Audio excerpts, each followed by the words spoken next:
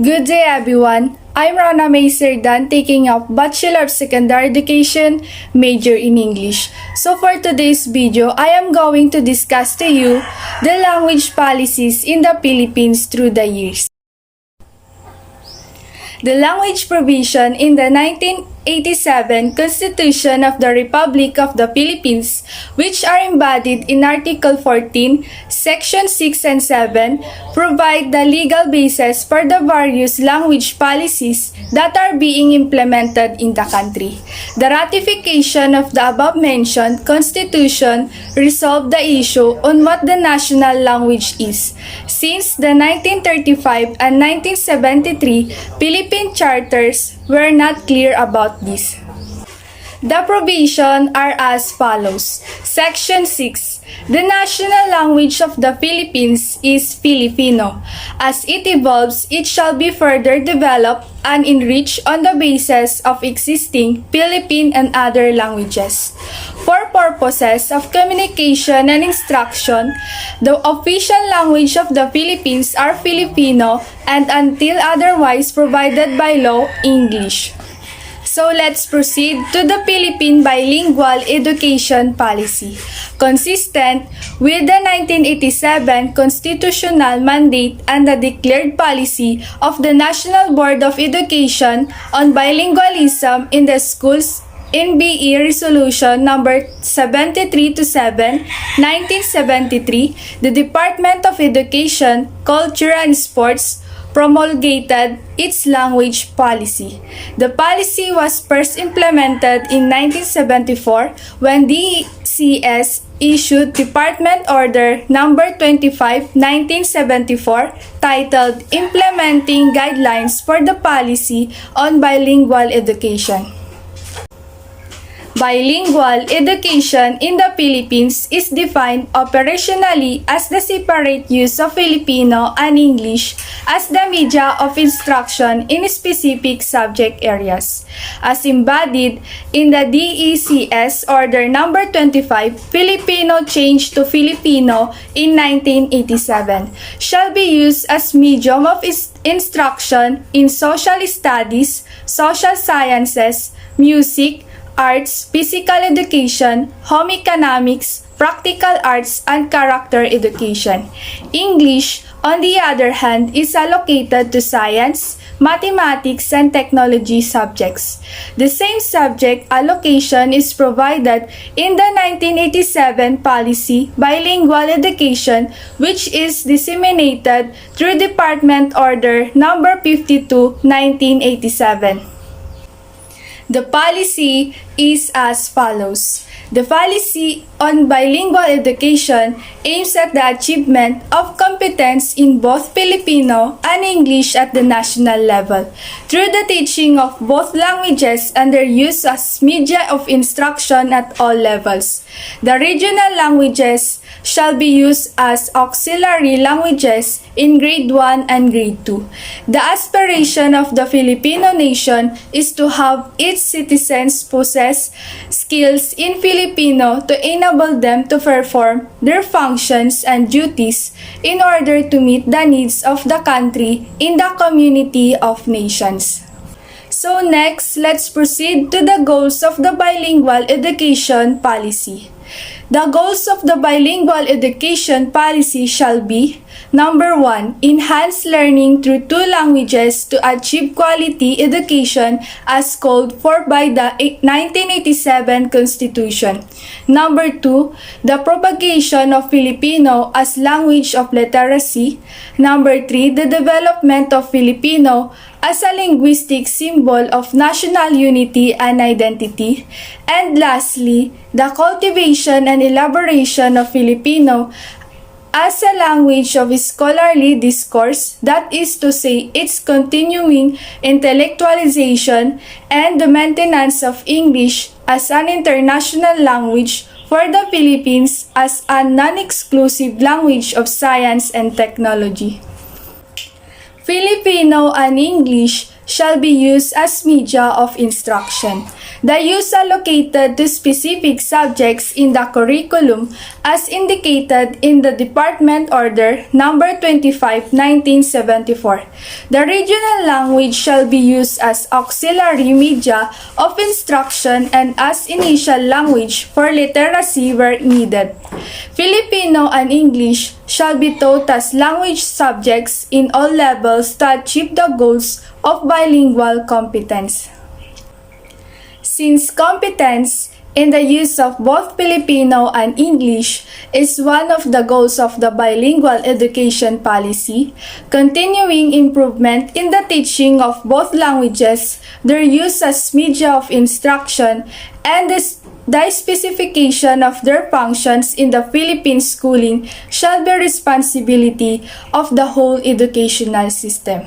Tertiary level institutions shall lead in the continuing intellectualization of Filipino. The program of intellectualization, however, shall also be pursued in both the elementary and secondary levels. The Department of Education, Culture and Sports shall cooperate with the National Language Commission which according to the 1987 Constitution shall be tasked with the further development and enrichment of Filipino. The Department of Education, Culture and Sports shall provide the means by which the language policy can be implemented with the cooperation of government and non-government organizations. The department shall program funds for implementing the policy in such areas as materials production, in-service training, compensatory and enrichment program for non-Tagalogs, development of a suitable and standardized Filipino for classroom use, and the development of appropriate equivalent instruments. Guidelines for the implementation of the 1987 policy on bilingual education are specified in the DECS Order Number 54, 1987. Among these are the need to intellectualize Filipino and the concrete steps suggested towards its realization, Executive Order Number 335. On August 25, 1988, President Corazon Aquino signed Executive Order Number 335 enjoining all departments, bureaus, offices, agencies, instrumentalities of the government to take such steps are necessary for the purpose of using the Filipino language in official transactions, communications, and correspondence. The order was issued on the belief that the issue of the use of Filipino in official transactions, communications, and correspondence in government offices will result to a greater understanding and appreciation of government programs, projects, and activities throughout the country, thereby serving as an instrument of unity and peace for national progress. All departments, bureaus, offices, agencies, or instrumentalities of the government are enjoined to do the following. First, take steps to enhance the use of Filipino in official communications, transactions, and correspondence in their respective offices, whether national or local. Second, assign one or more personnel as may be necessary in every office to take charge of communications and correspondence written in Filipino. And lastly, translate into Filipino names of offices, buildings, public edifices, and signboards of all offices, divisions, or its instrumentalities, and if so desired, imprint below in smaller letters the English text. Philippinize the oath of office for government officials and personnel. Make as part of the training programs for personnel development in each office the proficiency in the use of Filipino in official communications and correspondence. The Commission on the Filipino Language, formerly Institute of the Philippine National Language, is ordered to formulate and implement programs and projects for the full and effective implementations of the objectives expressed in the executive order. So next, let's proceed to the language policies of the Commission on Higher Education. In 1994, Republic Act No. 7722 creating the Commission on Higher Education was signed.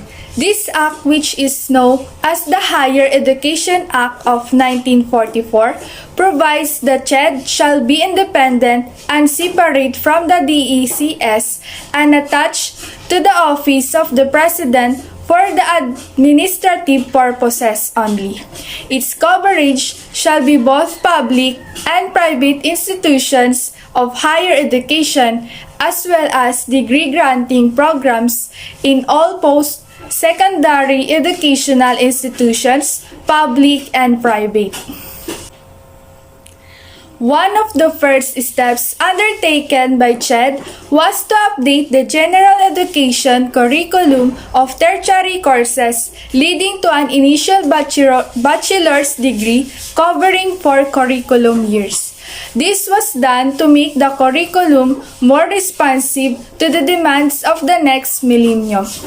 The requirements of the new GEC are embodied in the CHED Memorandum Order No. 59, 1996, listed under miscellaneous of the CMO is its language policies, which is as follows.